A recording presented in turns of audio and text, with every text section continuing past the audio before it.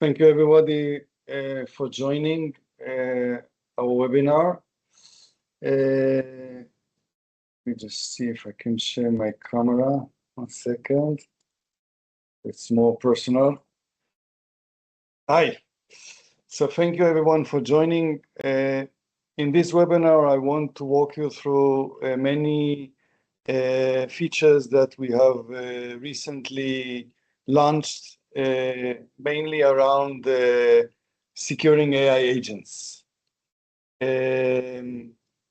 So just to align everybody with our platform, so our platform has 3 main suites, we call them. One we call Private AI, which is a set of AI services that can be deployed completely air-gapped without risking any data leakage due to the fundamental fact that it is everything installed locally without any internet connectivity.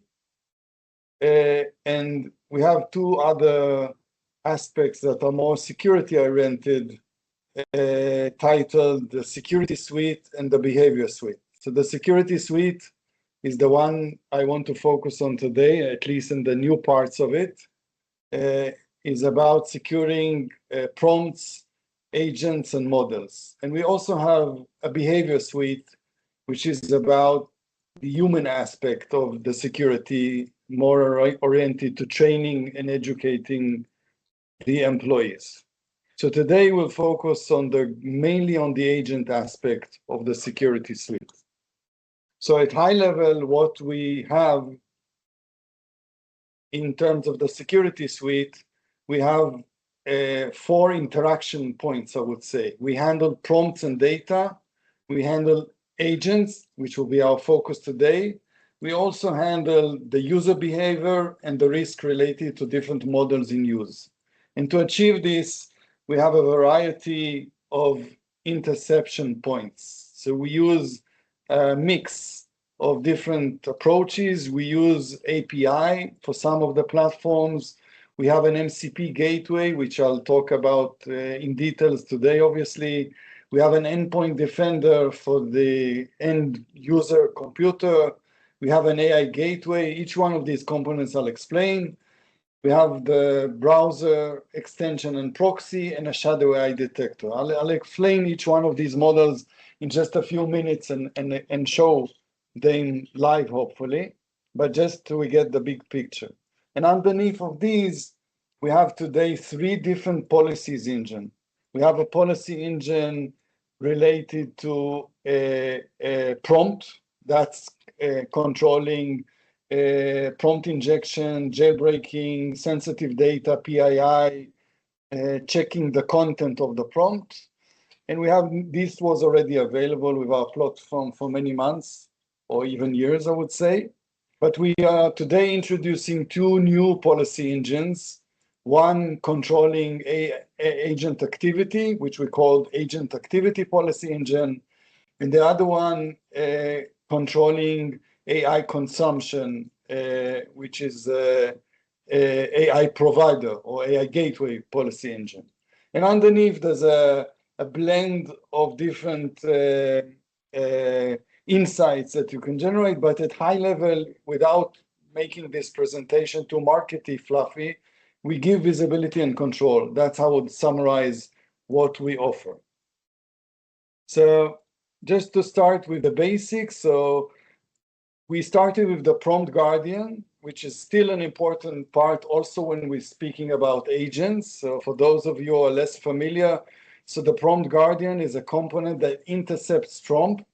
It was born naturally before the age of agents and targeted employees. So the flow, the employee uses, for example, ChatGPT, and we intercept the prompt and the data. When I say data, it means the files and the message itself, obviously.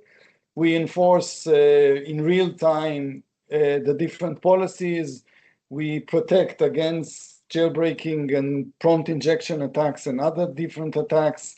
We pick up sensitive information, and we elaborate what are the risks and what is it used for the company to decide whether it's appropriate or not. And we also have a new component, which I'll touch at the end of the session, about detecting shadow AI. And just to recap this part, so we're aligned. So if I go here to ChatGPT and I ask what is project, sorry.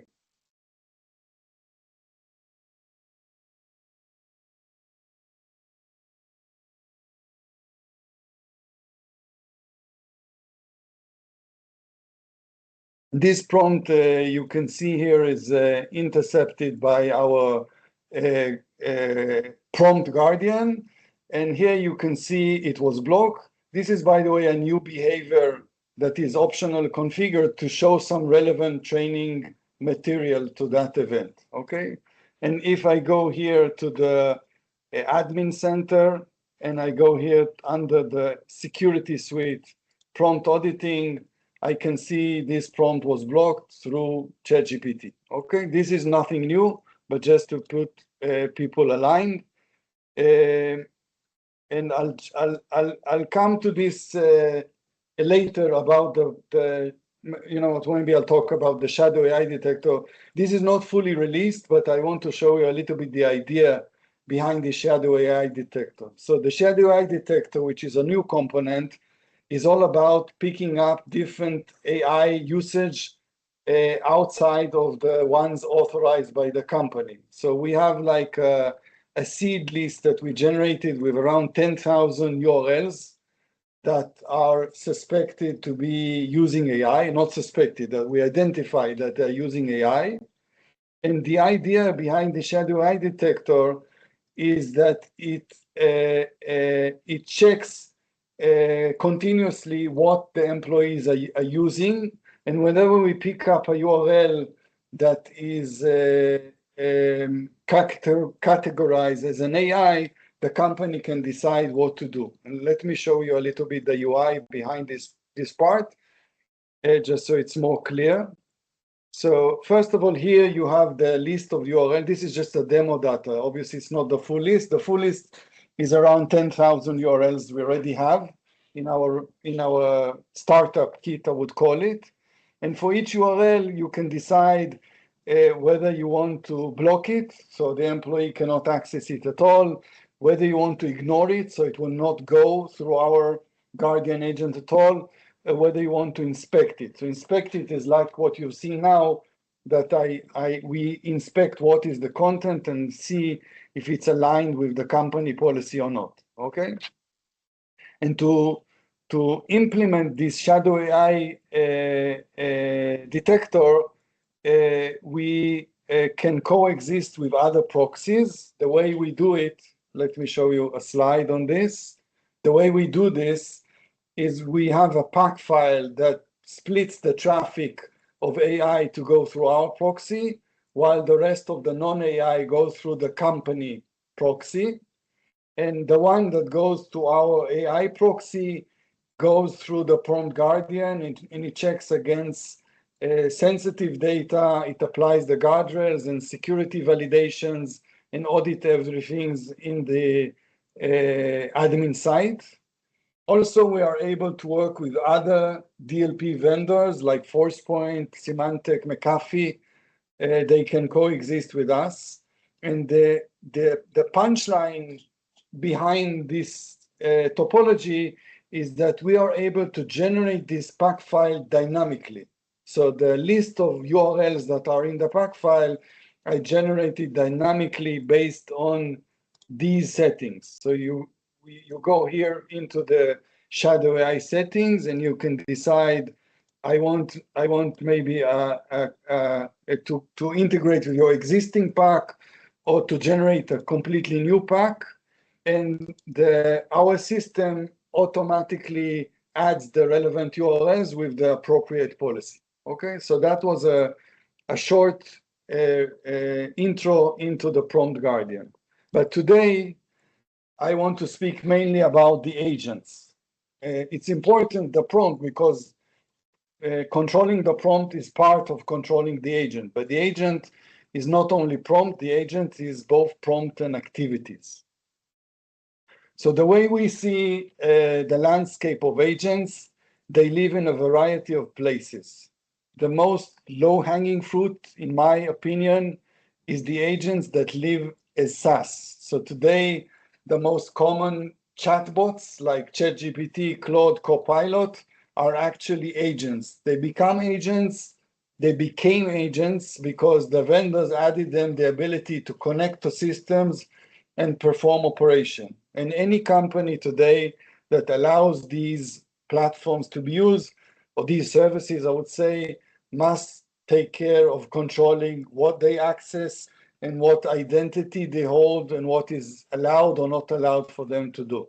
So this is the first family of agents, which I'll show you in a minute.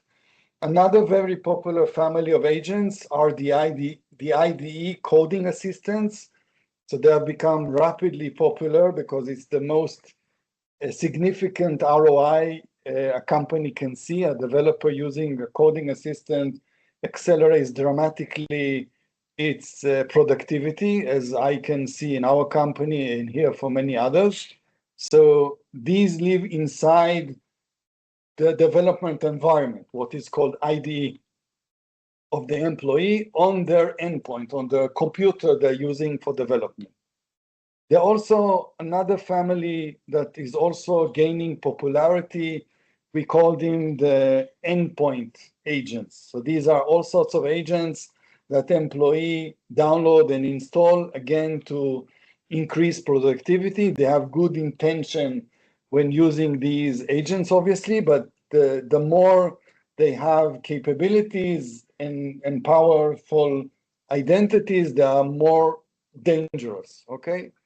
The most common agent many people heard in the last few months is OpenClaw, but there's a variety of others based on OpenClaw or completely different. There's also agents that companies develop. Everyone knows AI agents can accelerate business, and many developers developed agents and they deploy them in the cloud or inside the network or the VPC. And there are also platforms that are promoted by the hyperscalers like Google, AWS, and Anthropic, and Microsoft Agent 365 that make the building of agents more oriented to a business user, in which you don't need to have a lot of experience in code. This is also a family that has become popular. And lastly, it's a type of a mixed sites that are both a SaaS regular site, like Asana or Salesforce, but they also have a web interface agent embedded inside of them. And our platform is geared towards addressing all of these places where agents live. Today, we don't cover all of them, but we cover the low-hanging fruits for sure, which I'll show you today. And when I say cover, we give visibility and control. That's the first thing. We also have the ability to manage the identity of the user, not giving it access, the agent access directly to the identity of the user. And we enforce things in runtime, okay? And to achieve this, we have three components doing this. I'll show at high level, and then I'll start one by one showing them, but it's a little bit confusing at first. We have an MCP gateway. The purpose of the MCP gateway is to control activities or agents between the agent and the application. When I say application, it means like Snowflake, Asana, CRM, Salesforce, whatever the agent tries to interact. Instead of interacting directly with the application, we require him to go through our MCP gateway to control that. We also have a component between the agent and the AI provider. So the agents by native, obviously they use AI and they need an AI LLM to work. And the AI gateway is a component that is responsible for inspecting traffic between the agent and the LLM provider. The LLM provider can be cloud-based, like Amazon Bedrock, OpenAI, but it can also be a local AI. The AI Gateway is relevant for both scenarios. And lastly, we have a component which we named Defender, which is installed on the endpoint. So some agents don't interact necessarily outside. They do things inside the computer where they installed, and they may even have a local model on the computer. But in any case, you want to control what these agents are doing. And as I said, the most classic example, or the most common example, I would say, for endpoint is all of the IDE coding system. And let me start showing you the system, that part, which is in the menu under Guardian Agent, okay? So at the heart of the Guardian Agents, there's an agent policy engine that contains 3 different entities. It has agents, it has applications, or some vendors call it connectors, and it has tools. We'll see the tools in a second. And for each entity, I can choose whether to allow it, to block it, or flag it. And in the allow part, you can choose whether to allow it directly or manage. Directly means I just control it on the prompt level. I don't see under the hood what it's doing, but maybe, for example, for Adobe Photoshop, I don't really care which tools he's using. I just want to know someone using Adobe Photoshop, maybe. But maybe for Asana, which is the example I prepared for today, it's a more central system. I want to have a tighter control, and therefore I have this managed approach, which means an employee should not access, not an employee, an agent should not access directly Asana, only by our Guardian Agent application. And here on the right-hand side, you can see the list of tools. Okay, these are specifically the tools that Asana MCP server exposes.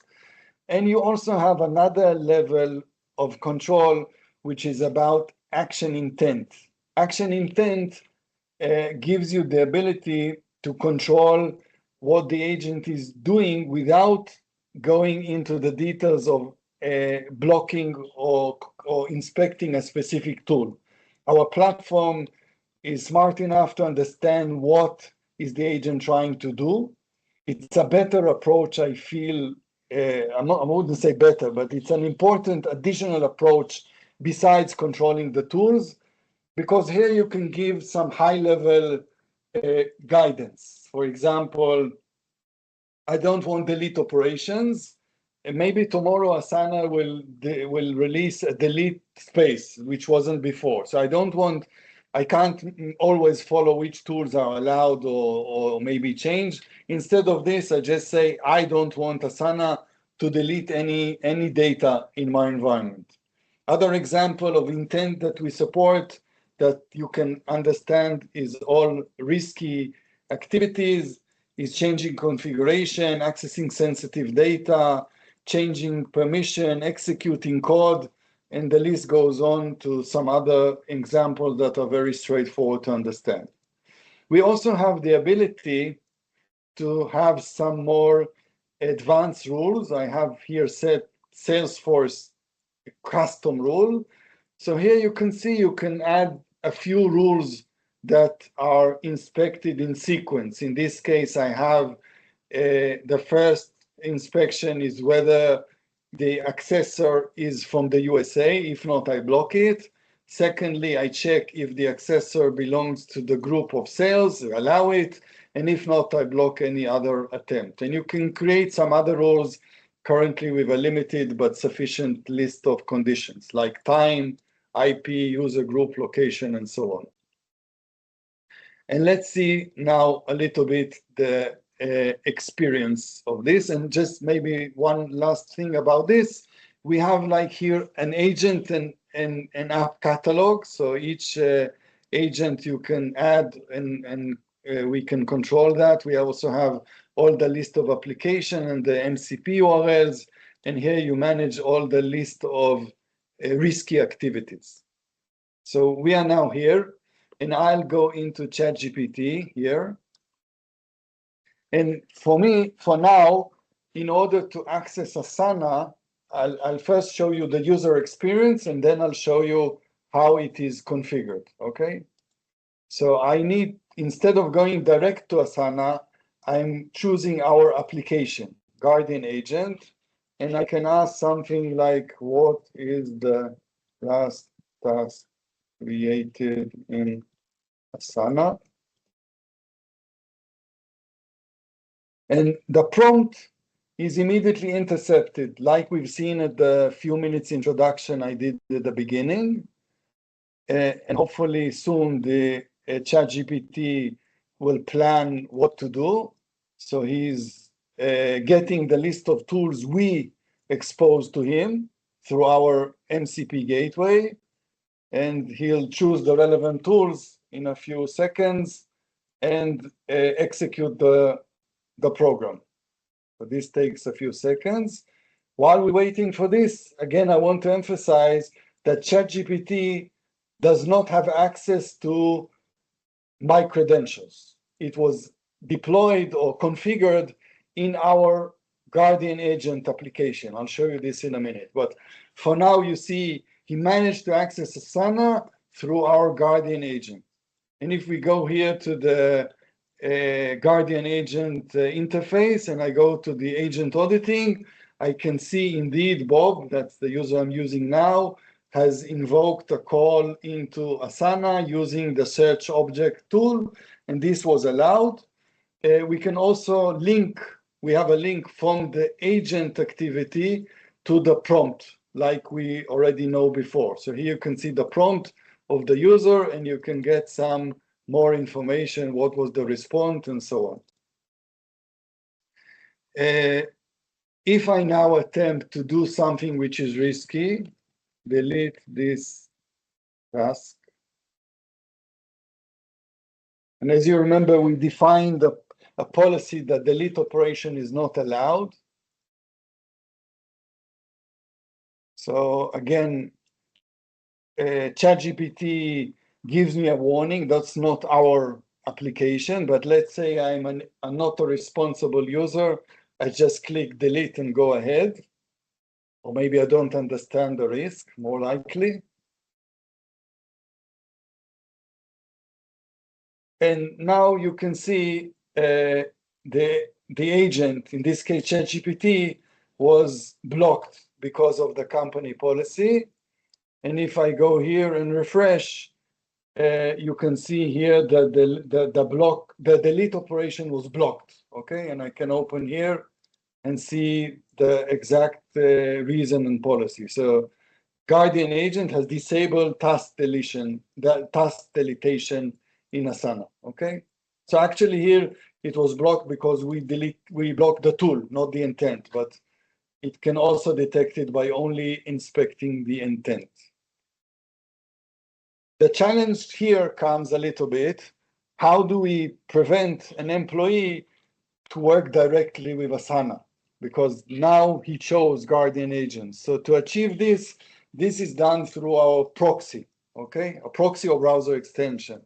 And to demonstrate this, how do you add an app in ChatGPT? You go to Settings, Apps, Add More, and I'll search for Asana, for example.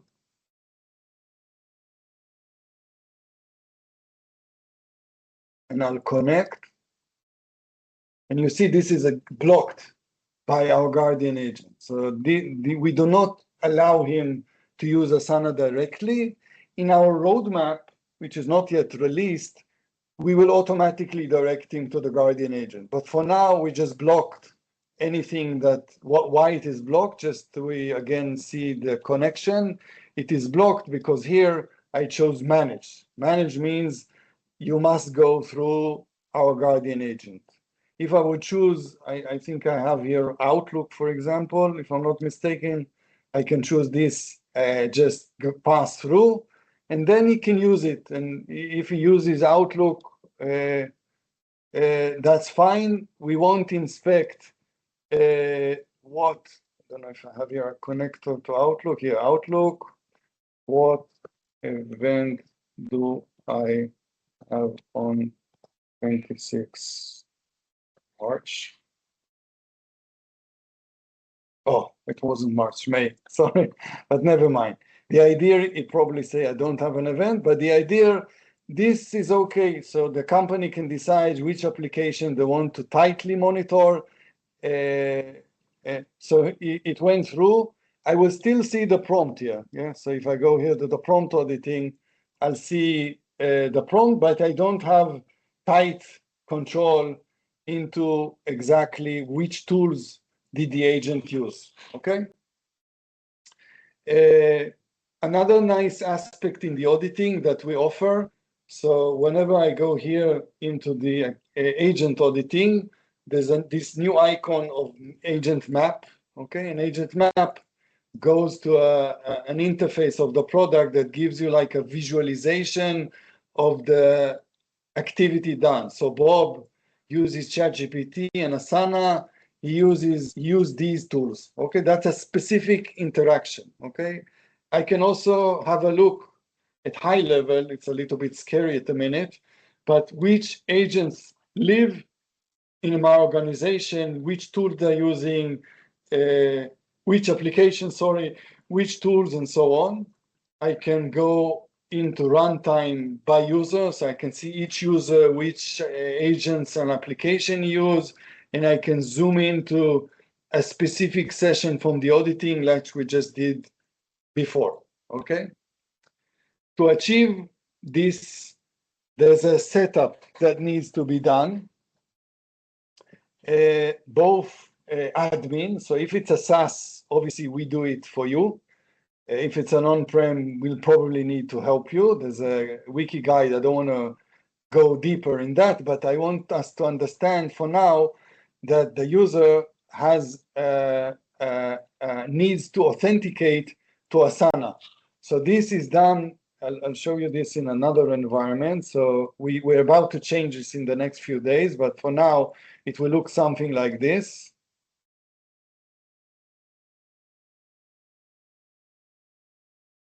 So the user, in order to allow himself to use Asana, he needs to connect to Asana through our interface.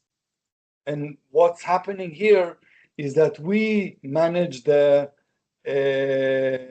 identity and credentials or token or information to access Asana, and the agent himself never has this access. So he can only walk through us to access Asana, and we approve the activity only after validating this with our guardian agent and prompt guardian security measurements. Okay, let's continue. What we have, it's not finished, but I just want to show you the idea. We'll have a new interface here, just specifically for the end user. So it will be a site. It's not ready, so I'm just showing you the concept. So it will be a different site, and here he'll be able to manage which application he connected, see some statistics of himself, which agents are using his identity, all his prompts, and so on. That's the idea. Next, I want to show you, so what we've covered now was the SaaS agent. So let's recap. We have here the employee sent the prompt. The prompt was inspected by the prompt guardian. And the agent, instead of working directly with the system, we forced it to go through our MCP Gateway, which gave us the ability to ask our activity policy engine if it's allowed or not. And only after allowing, we broker the identity of the user and perform the operation against the enterprise system. The next component I want to show you is the Endpoint Defender. So the Endpoint Defender is a component that is practically installed on the machine of the employee, on the PC of the employee. And we support currently the following agents. So potentially it's very easy to add. We built it like very extendable that you can add very easily other agents. So today we support GitHub Copilot, Cursor, Codex, Anti-Gravity, Claude Code, OpenClaw, and OpenCode. And we support them in a variety of configurations. So some of these names exist as an IDE extension on top of VS Code or Visual Studio, for example. Some of them offer a native IDE. Some of them, like Claude Code, I think, are offered as a command line interface. And some of them, like OpenCode, have a web interface. And we support all of these combinations for this list. And if you have others that are interesting for you, it will be pretty easy to add. And what we do with the Endpoint Defender, we do two things. The main thing, we control the activities. So the activities, we check what is the agent trying to attempt to do, and we decide based on the agent policy engine whether it's allowed or not allowed.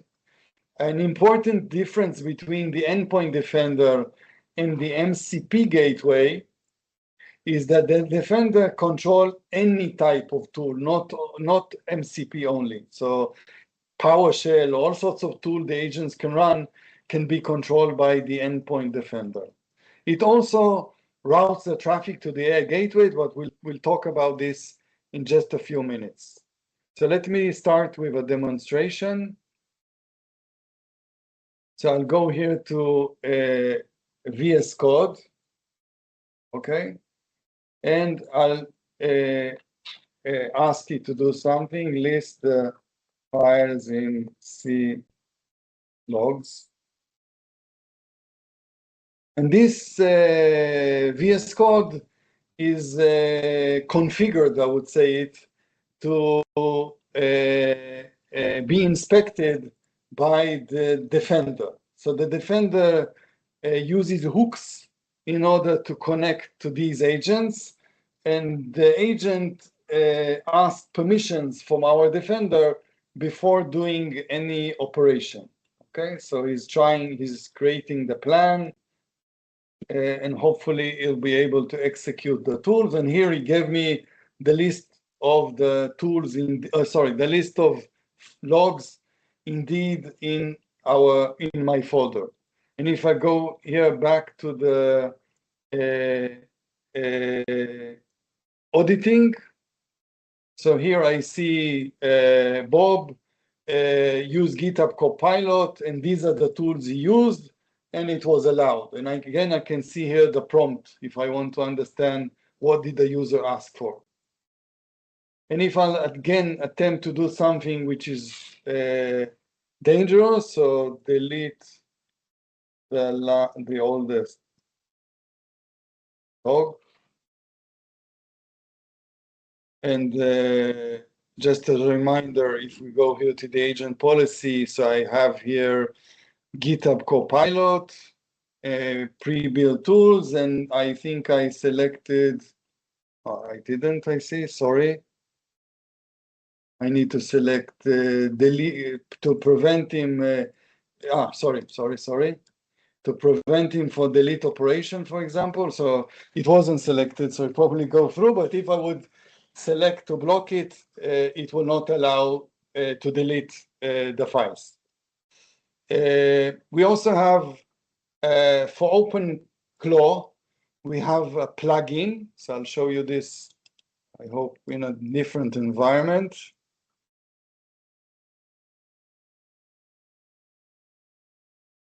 So here you can see that when I use OpenClaw, we have a plugin, and because of this plugin,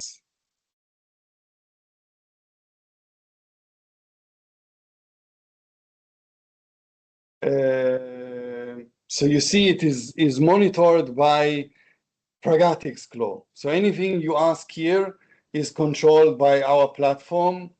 And before OpenClaw can do anything, we check it against our Guardian agent activity policy.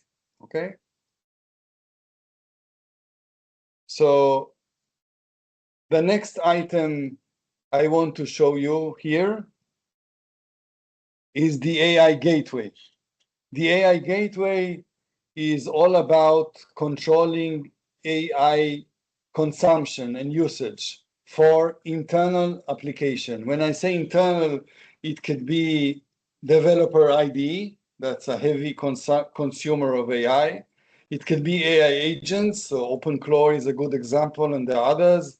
Or it could be any third party or homegrown application. So any application that uses your AI, when I say your AI, it means like it can be either a public AI provider, like Anthropic, Amazon Bedrock, Google Vertex, OpenAI, or even it can be a local AI on-prem or on your private cloud.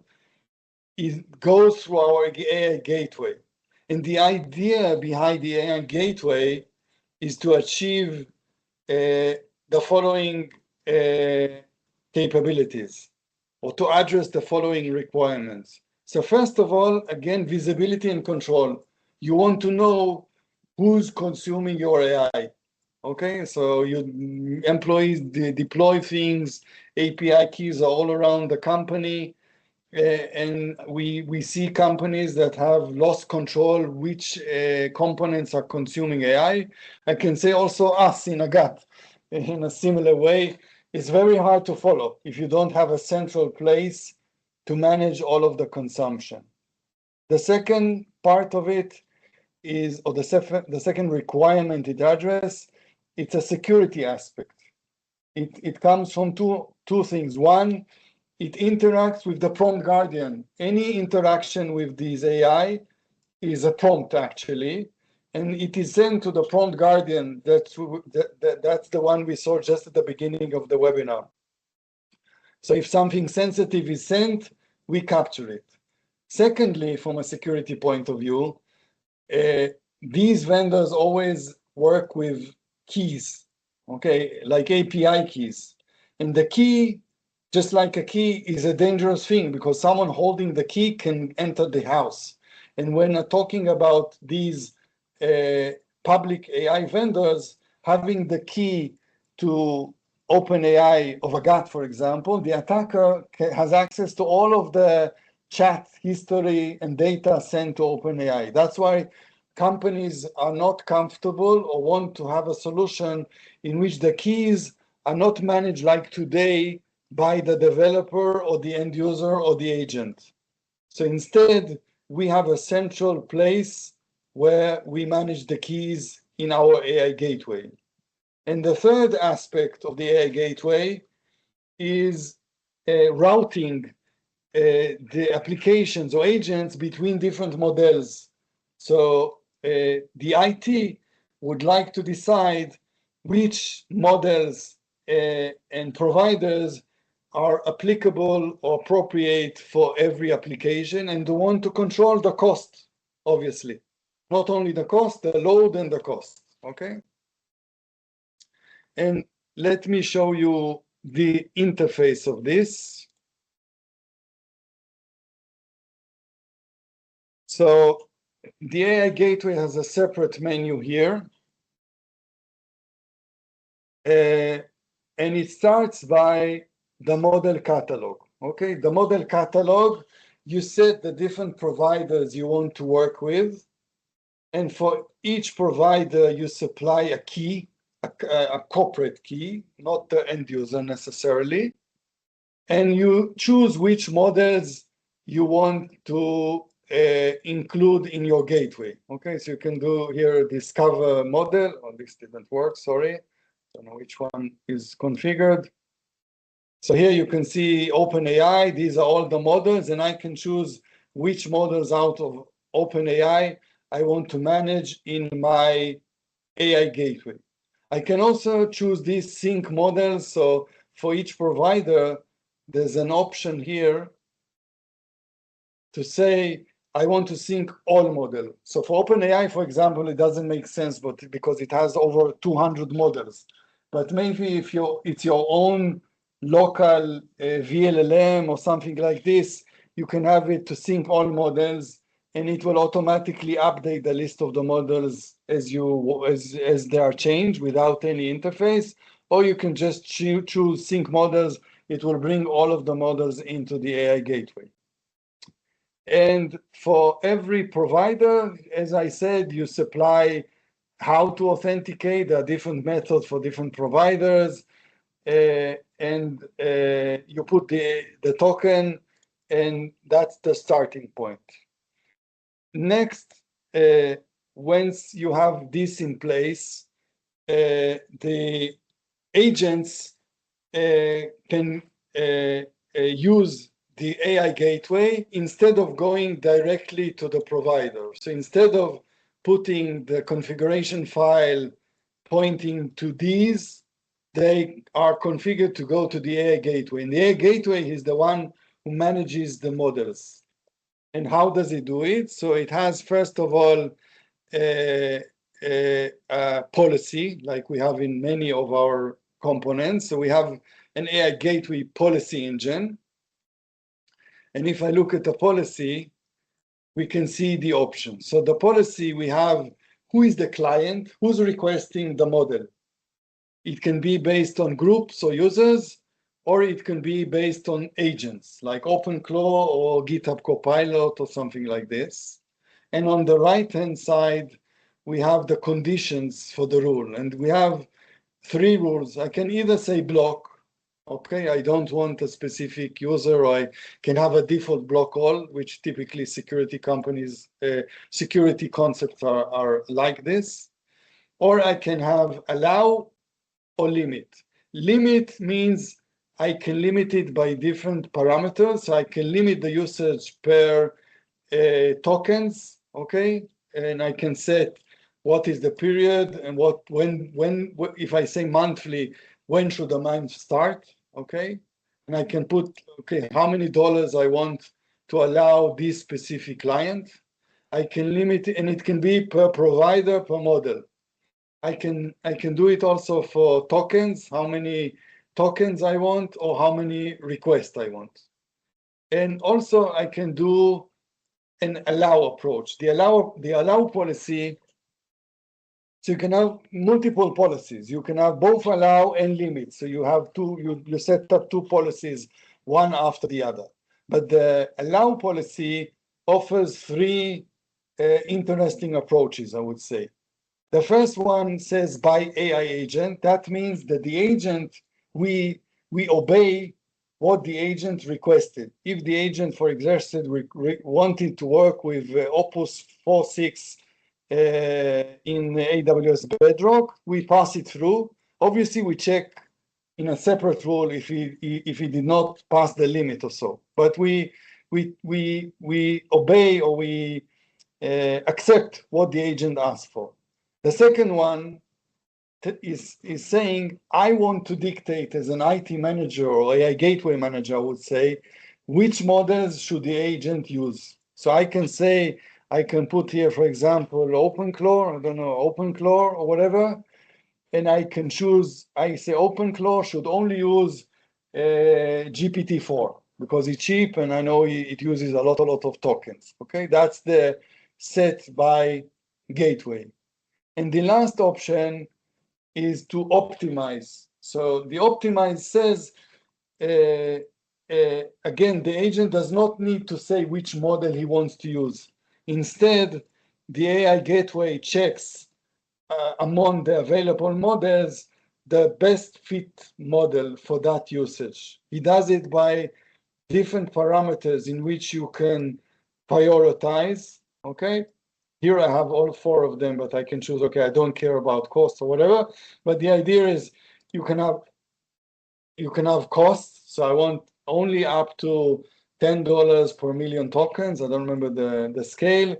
I can have by what level of thinking. Maybe I need a model that is very high thinking, okay? And I can also do the context window. Maybe I need a model that has 1 million token context window for my use case.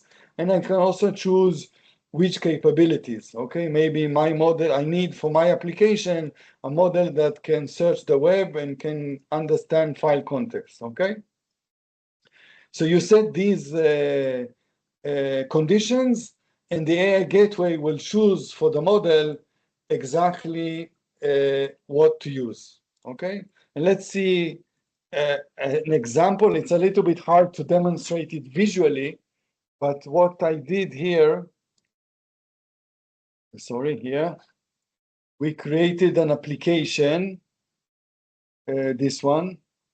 It's like a dummy AI agent. You can have access to this, no problem. And it has here like a few AI providers that demonstrate like the regular old way agents use. So they connect it directly to OpenAI, GPT-5 Nano, for example, or Anthropic or whatever.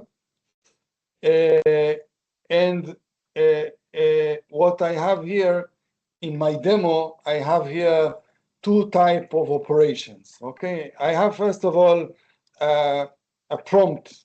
So the user will just click something, write something, and this toggle shows how the agent can work with the AI gateway and without, okay? So you can play around with it and see the difference. So if I say, what is Pragatix, and I tell the agent, go through the AI gateway, so hopefully this is expected to be blocked. Okay, so you see it was blocked by the policy. How did it happen? It happened because the AI gateway sent the prompt to the prompt guardian. Okay, all of these components interact with each other. So that was an example of a prompt usage. I also have an example here that demonstrate like autonomous agents. So sometimes agents don't need the user to add a prompt. This agent, for example, analyzes a log. Okay, this is the log. And I can run it, first of all, without the gateway. And in this case, you'll see that even though the log has some sensitive information inside, it went through because it goes directly between the agent and the LLM, in this case, OpenAI GPT-5 Nano. Okay, it will take a few seconds for the AI to answer. Hopefully. Okay, so the agent responded. He gave me some summary of the log. But if I now tell him the agent go through the AI gateway, and I'll do the same operation,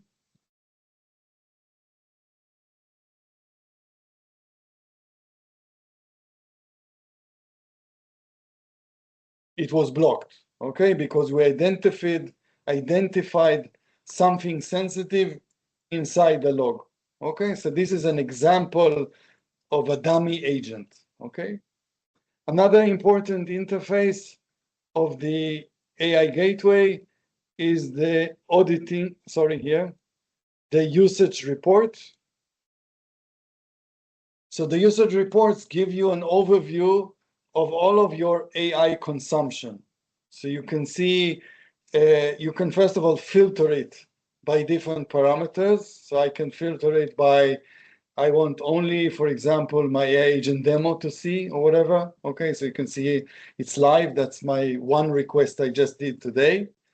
And for each filter, you can see below who's using it. So here you can see Bob is using it. He's part of this group. That's a little bit of boring information. Let me show you for a second a different environment that has more data, so it will be more clear, the idea. So here you can see there's a lot of applications. It could be GitHub Copilot, OpenClaw, OpenCode, some custom applications you have. So you can filter each one and see exactly how the cost is distributed and who's using it.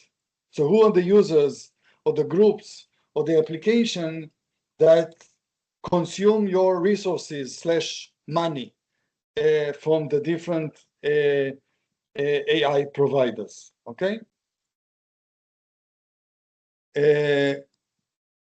So that was what we've seen now was all about a combination of AI Gateway, Prompt Guardian, MCP Gateway, Endpoint Defender. And I have a summary slide just before we finish. I think I have it. Yeah, this one, sorry. Which we felt it's a little bit confusing, all of these components. So this slide tried to explain which component has which role. So the browser and proxy, the browser extension and proxy captures traffic from public AI services. So when the user goes into ChatGPT, writes something, or goes to a web-facing agent, we capture it through the proxy. The MCP Gateway is securing applications from agents. So maybe it's good, coming to think of it, to show you again this slide now. I hope it's better understand. Okay, so the MCP Gateway between the agent and the application. The Defender controls the endpoint agent running really on the computer and controlling what it's doing.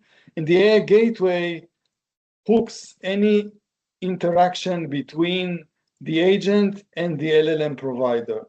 And these components always consult or interact with the prompt guardian. We always make sure both levels, prompt and activities, what is risky, what is allowed, and what is not allowed. And we can also give you, by the way, a nice overview. It is available here in security behavior. It's called risk management. One second, hopefully it will load.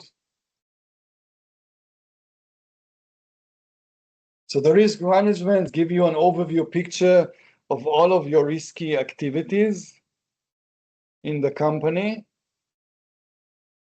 1 minute.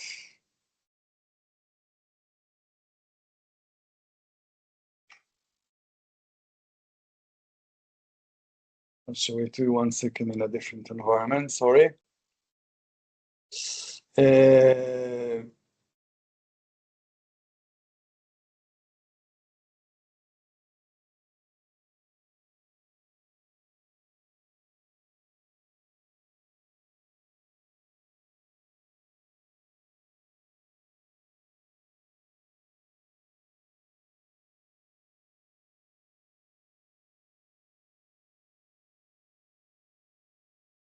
So here you can see at high level how many risk activities we identified in the period defined. We can see how does it trend over time. You can configure a gauge. You can set what is your baseline and to measure how you compare. You can see how risk trends over time and where we found the risk in terms of either AI services or more relevant today is agents. I don't know, sadly I don't have any agents here, but it should show you here the activities by agents. We can also show you who are the top risky users and what are the top risky use cases we have found, okay? And also as a side comment, that's not the core of our training today, we can also create tailored reports per user. So we generate for each user, where did we find he's doing some risky activities and how to avoid it and to improve for next time. So that's a little bit of the human aspect. It's not relevant for an agent, but human are also a very important part of the equation. So I think I came to an end just 5 minutes before time. If anyone has a question he wants to ask, I'll be happy to address.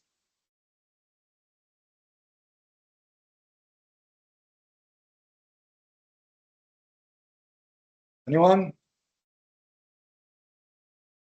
Or maybe Janine, maybe all are muted for some reason.